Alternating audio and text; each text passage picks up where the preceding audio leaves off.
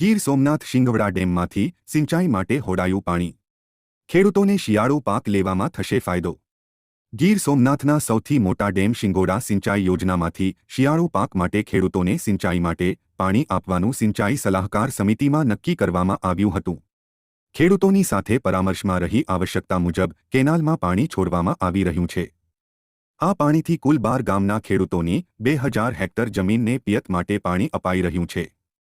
કેનાલમાં 60 ક્યુસેક પ્રવાહ પાણીનો વહી રહ્યો છે, જેથી પાકની જરૂરિયાત મુજબ પૂરતા પ્રમાણમાં પાણી મળી રહેશે।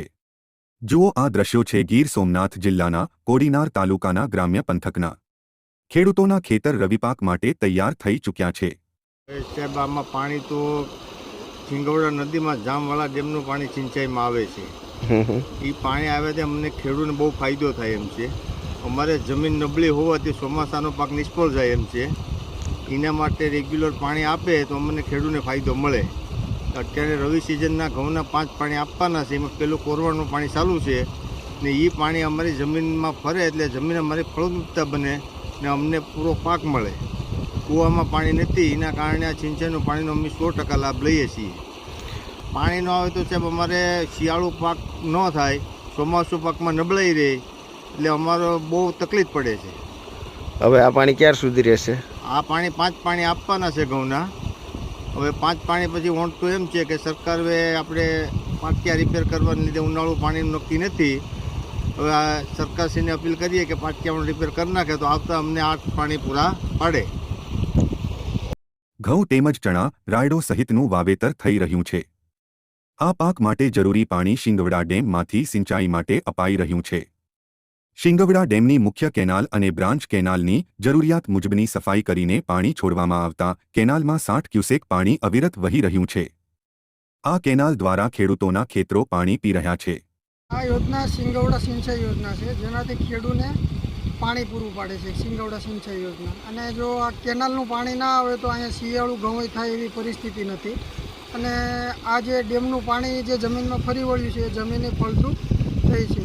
અત્યારે જો આ શિયાળુ 5 પાણી આપે છે, ઉનાળુ 2 પાણી આપે છે અને કોરવાનું ટોટલ 8-9 પાણી આપે છે કેનાલ। એના થકી ખેડૂતને બહુ સારું છે।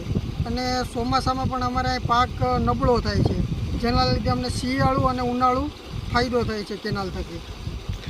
અત્યારે પેલું પાણી હાલે છે કોરવાનું, આના પછી હજી ઘઉંના 4 પાણી આપશે કેનાલ। ફાયદો થશે? હા, તેનાથી ખૂબ ફાયદો થાય છે ખેડૂતને। અને પાકને પૂરતા પ્રમાણમાં પાણી મળવાથી ખેડૂતોમાં ખુશી વ્યાપી છે।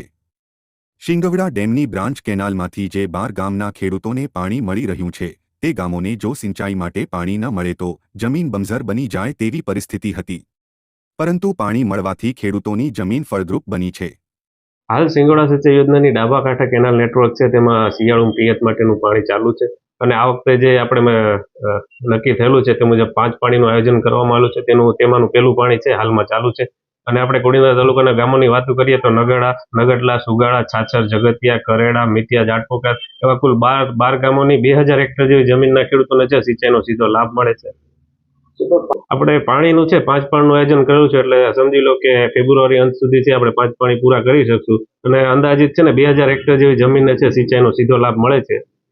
અત્યારે સંપૂર્ણ સપાટીએ 100% ભરેલો છે, એટલે પ્રશ્ન કોઈ પાણીનો આ વખતે ઉપસ્થિત થવાનો નથી। અને 5 પાણી જેવા પૂરા થશે પછી આપણે જે ડેમના ગેટ બદલાવવાની કામગીરી કરવાની છે તેનું આયોજન કરવાનું થશે।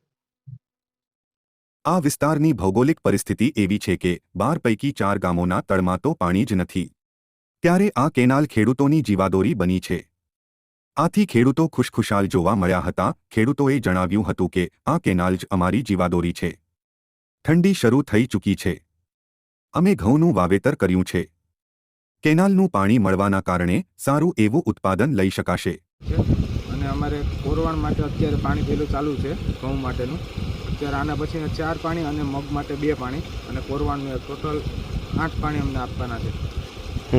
તેનાથી શું ફાયદો થશે? અમારે અત્યારે અહીંયા જો પાણી ન આપે કેનાલ તો અમારે અત્યારે ઘઉં પણ થાય એવી પરિસ્થિતિ નથી કે માલ ઢોરને પાણી પાવા માટે પણ અમારે ટાંકાની વ્યવસ્થા કરાવી અને પાવું પડે, કેમ કે અત્યારે અમારે એવી પરિસ્થિતિ છે અહીંયા।